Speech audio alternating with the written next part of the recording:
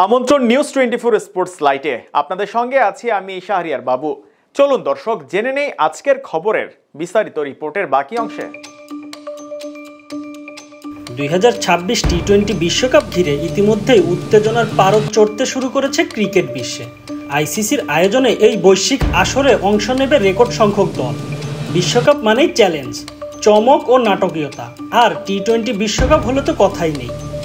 2026 সালের টি-20 বিশ্বকাপটি অনুষ্ঠিত হবে ভারত ও শ্রীলঙ্কার যৌথ আয়োজনে। উপমহাদেশের গরম আবহাওয়া, স্পিন সহায়ক উইকেট এবং দর্শকদের তুমুল উন্মাদনার মাঝে এবারের বিশ্বকাপ হতে যাচ্ছে একেবারে ব্যতিক্রমী ও রোমাঞ্চকর। এদিকে 2026 সালের টি-20 বিশ্বকাপ যতই ঘনিয়ে আসছে ততই বাড়ছে দলগুলোর প্রস্তুতি এবং কৌশল নির্ধারণের চাপ। ঠিক এই মুহূর্তে ক্রিকেট অঙ্গনে আলোচনার কেন্দ্রে রয়েছে বাংলাদেশ, অস্ট্রেলিয়া ও পাকিস্তানকে নিয়ে আয়োজিত হতে যাওয়া একটি ত্রিদেশীয় সিরিজ। যদিও এখনও আনুষ্ঠানিক ঘোষণা আসেনি, তবে আলোচনার পরিধি এবং সংশ্লিষ্ট বোর্ডগুলোর আগ্রহ ইঙ্গিত দিচ্ছে এই সিরিজ বাস্তবেই হতে যাচ্ছে। তবে প্রশ্ন হচ্ছে, এই সিরিজ আসলে কতটা গুরুত্বপূর্ণ? ত্রিদেশীয় সিরিজের সবচেয়ে বড় উপকারিতা হলো দলগুলো একাধিক প্রতিপক্ষের বিপক্ষে খেলার সুযোগ পায়, যার মাধ্যমে খেলোয়াড়রা ভিন্ন ভিন্ন কন্ডিশনে নিজেকে যাচাই করে নিতে পারে। অস্ট্রেলিয়া যেখানে গতি ও বাউন্সার নির্ভর কন্ডিশনে খেলতে অভ্যস্ত, সেখানে পাকিস্তান পেস ও রিভার্স সুইংয়ে ভয়ঙ্কর, আর বাংলাদেশ নিজেদের স্পিন বান্ধব উইকেটেই খেলে।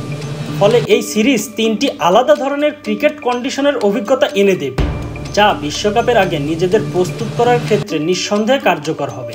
এদিকে যদিও আনুষ্ঠানিক সূচনা এখনও ঘোষণা হয়নি, তবে সম্ভাব্য সময় হিসাবে আলোচনা রয়েছে 2025 সালের অক্টোবর মাস, অর্থাৎ বিশ্বকাপ শুরুর ঠিক পূর্ব মুহূর্ত।